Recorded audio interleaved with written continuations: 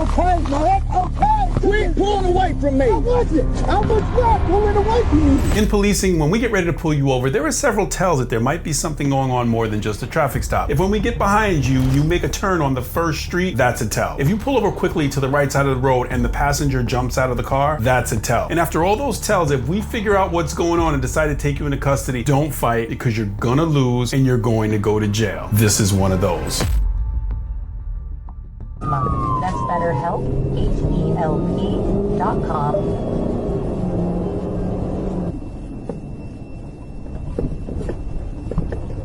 So it looks like he's going after that white SUV, and he made a quick U-turn, which kind of let me know, because if an officer makes a U-turn after they pass us, we think that they're coming after us. And that car turned really quickly and the officer went through the light. I'm led to believe that he's going after this SUV.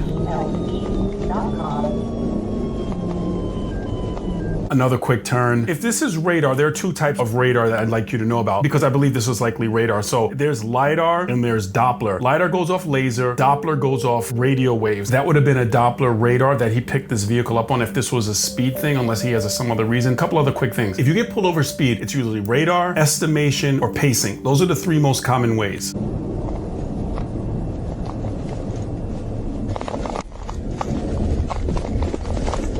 ahead.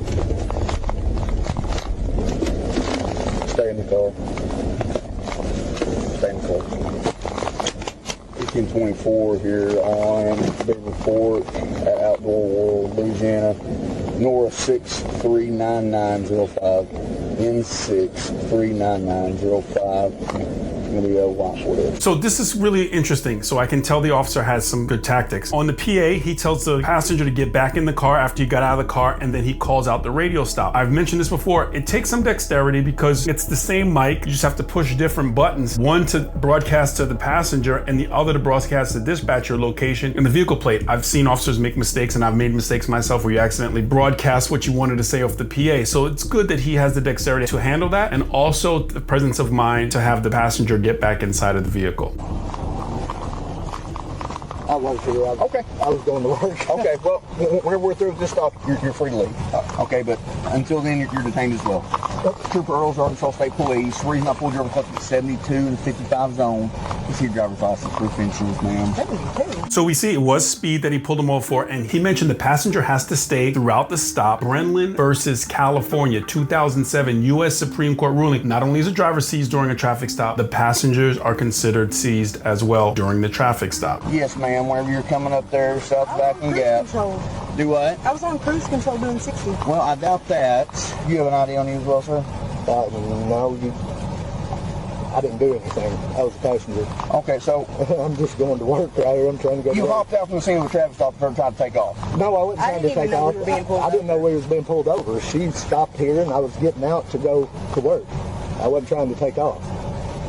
I didn't even know you was behind us until I stepped out and looked, and I was like, oh shit. Okay, so this is where I want legal people to chime in here, because this is an interesting dynamic, and I'm going to explain my understanding of the law here. If the vehicle is stopped, the Brenlin case that I mentioned before, U.S. Supreme Court, passengers are seized. If the passenger jumped out and he's walking off to work, which I don't believe that's what he was really doing, but he's walking off to work, does he have to provide his information to the officer? Because under normal circumstances, if the passenger was inside the car and had their seatbelt on and committed no crime, normally the passenger does not have to provide the information to the officer because they didn't do anything wrong. After the person jumps out, legal minds, chime in as to whether you believe that the passenger is required to give the officer his information at this point. And I'm leaning towards yes, but I'd like to hear your thoughts. And then you said, I'm running up here. No, I said... You're not running up here, you're going to stay here. I said I go to work. I said I work right here. I didn't say I was running up here. Okay.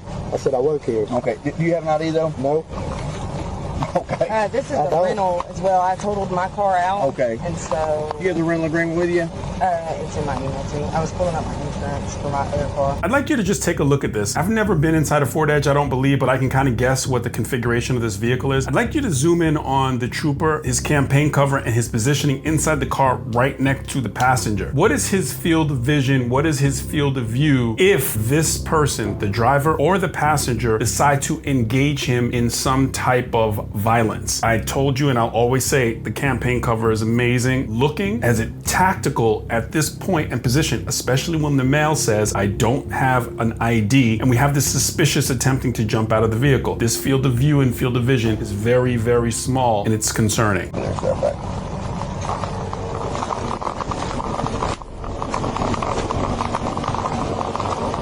At least one glance back as you're walking back to the vehicle, especially if the person hasn't been identified, best practice. At least one glance back, look at the passenger and the driver as you go to your vehicle. We've seen people jump out and attack officers.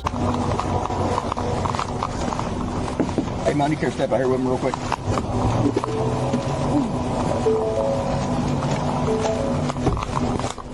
got any weapons or anything on you? Okay. You're on probation for? Drugs. Drugs, okay. You understand one of the conditions of your probation, you give a search warrant on file. Put it in your pockets on you. Put it in my car. Turn them inside out. Okay. You don't have any weapons or anything on you?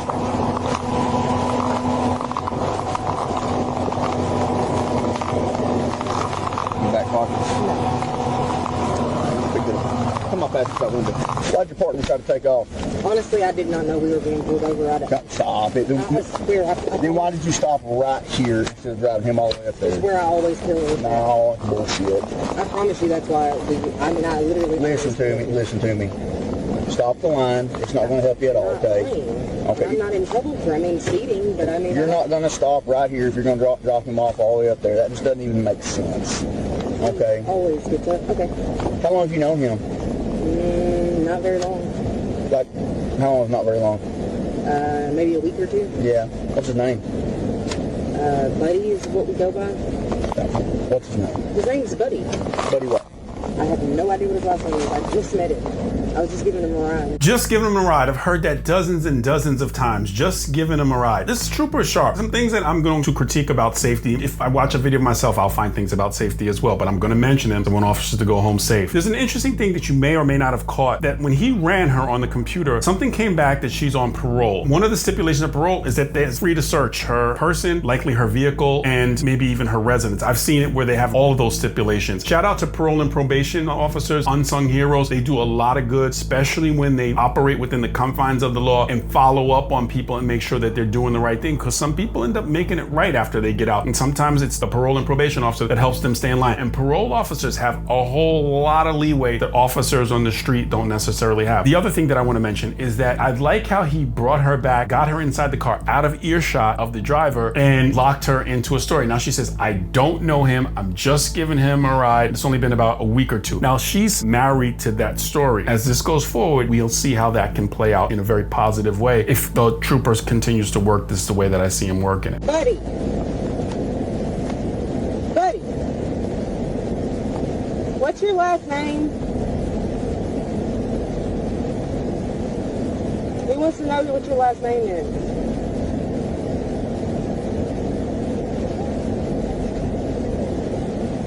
I know.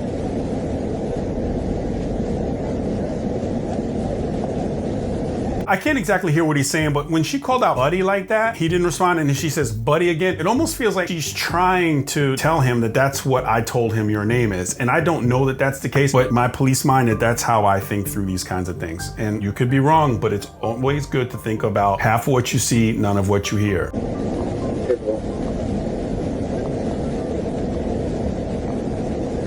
Hey, we'll go stand back up there until I'm ready to talk to you. He said stand back up there. Go stand back up there until I'm ready to talk to you. Well, What'd he say? he said, well, Let's look at his shirt. All the way down, pants are baggy enough to easily conceal a firearm. We don't want him to be able to walk all that way before we tell him to go back. The control needs to happen way back there, or have him patted down if he's going to be out of the vehicle.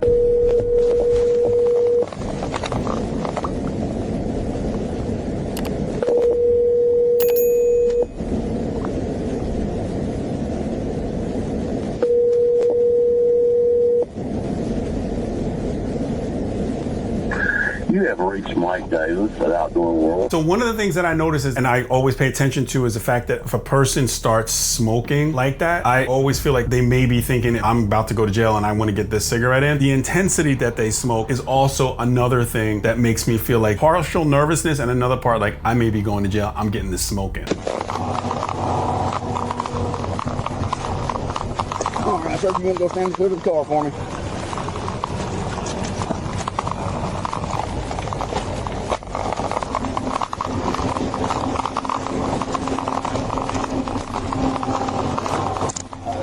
Turn around for me. Yes, ma'am. what? Turn around.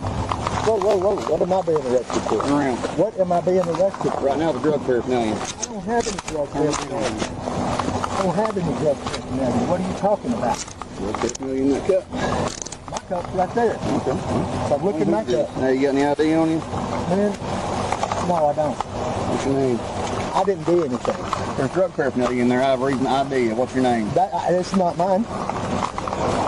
Hold on, man. Hold on. Come on. This configuration is incredibly challenging, especially when it's just one trooper. In these rural areas, a lot of times they do this stuff by themselves, and I get it. However, I'm going to share what I believe is best practices. Don't have the person who's the driver of the vehicle looking at when you're searching inside. They're gonna know when you find whatever you find. And it appears that he found some contraband inside of a cup inside of the car. Now they know and they can formulate a plan, and being sandwiched into people is an incredible challenge. Don't start jerking on me, man. Don't pull away. Can I get my phone? You can't get anything right Can now. I get my phone?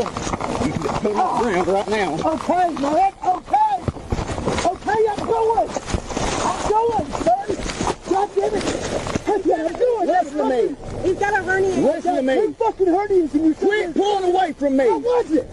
I was not pulling away from you. She's yelling that he's got a hernia, but she says that she just met him. It's just strange. I mean, I don't normally meet a person like, hello, my name's Buddy, I have a hernia. I mean, it just doesn't really make sense. It's just really strange that she knows that, but obviously she's emotionally involved in this too. These things are all gonna play out as you see this going. People tell you whatever they wanna tell you. Now you need to calm down. And when I tell you to come back here with me, don't pull away from me.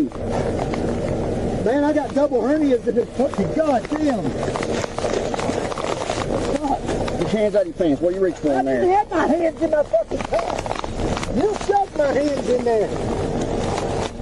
Come on, man. Did you see that? It looked like when the officer is searching the mail around his pants, the female reaches down into her waistband. It looks like she's shoving something down into the crevice between both of her cheeks. She could be scratching or adjusting her undergarment. I don't know, and I'm not trying to be funny. If we watch that again, there was definitely something going on with what she was doing back there. It's interesting that it was as the officer is searching the mail, maybe in that area, or keying off what the trooper is saying to the mail. That was peculiar. I don't have nothing right now. I don't have nothing, man. Can you not smash on me right there? Well, I'm trying to figure out if you have any weapons on I you. don't, man. Then why are you trying to pull away from me? I don't have any weapons. I don't have any drugs. Well, until I can confirm you don't have any weapons, I'm trying to go to work, man. you're detained right now. You're fixing me under arrest. Can you please? You understand me? On my hernia right there, man. Please, thank you. Okay, he said, you're detained right now. You're fixing to be under arrest. If a person is detained and not under arrest, we know that we can pat them down, but we cannot do a search. I don't have anything, man. I really don't have anything. You're making this a lot worse than it has to be. But I'm not doing anything. You want to do this early in the freaking morning. Man, I ain't done nothing. I'm trying to go to work. Stay up there. I'm trying to go to work. That's all the fuck I'm doing. You wanted to play games.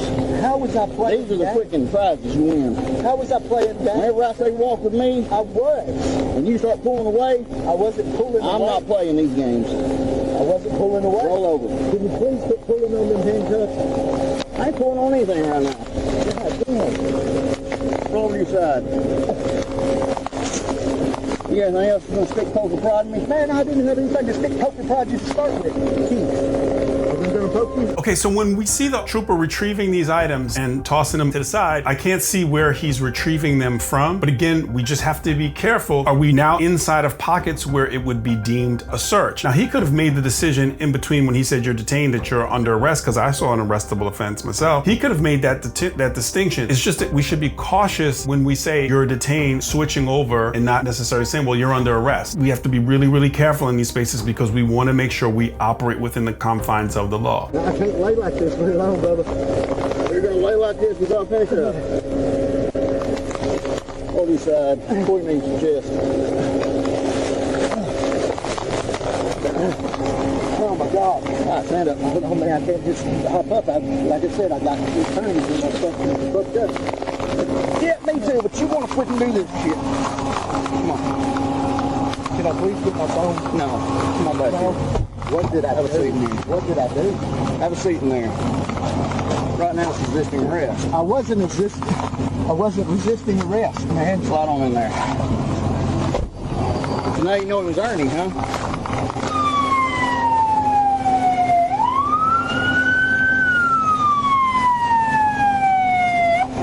What's up, man? down here all hot for? Huh? Well, he didn't want to cooperate, but who told the county I'll fight with somebody?